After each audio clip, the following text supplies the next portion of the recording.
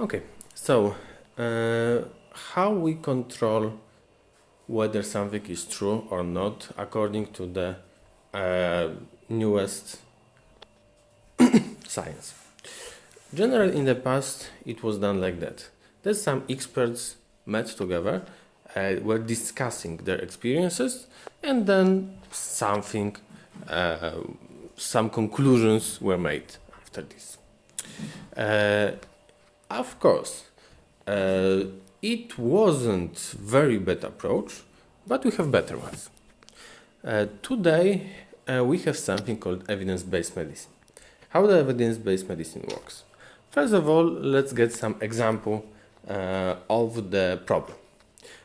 Some company created a drug, and we do not know whether this drug is effective or not. So how to check it? We can check it by getting some wise men to analyze the physiology, and then this wise man will tell us whether it's good or bad. Yes, and of course it's good first step because we do not want to check something that is completely idiotic on humans, but it's far from enough.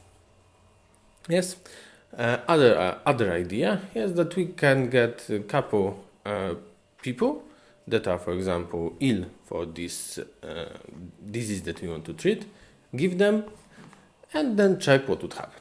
Yes, it's better, but it's not organized. Yes, we need to check a lot of things in order to be sure that this drug really works. For example, it may happen that in this group of patients we have only women, and we would want to treat with this drug both women and men. So we need to randomize the sample of the patient that will take the drug. We need to include women, men, Asians, Europeans, elderly, children if you want, and so on and so on. So we need to have some sample of the patients that is representable for the patients that we would want to treat in the future with this drug. Later we need to meticulously write down all of the observations, write them down, and perform statistical analysis.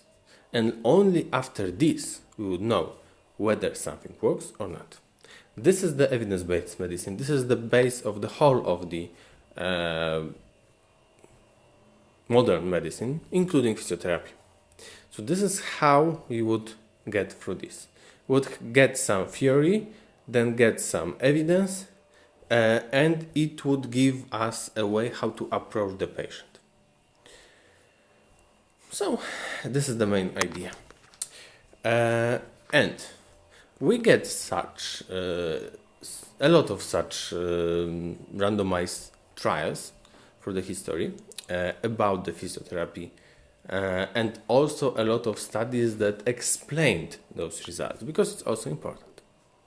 So generally you have, for example, we have the passive cervical joint mobilization.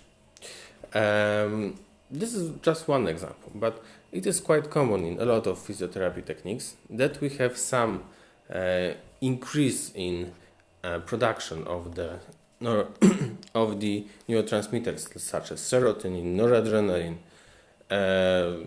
endogenous cannabinoids. Sorry. Endogenous cannabinoids, activation of the periodicus gray matter, things like that. So generally using our internal mechanism that naturally relieves the pain in order to reduce the pain. Also, there is a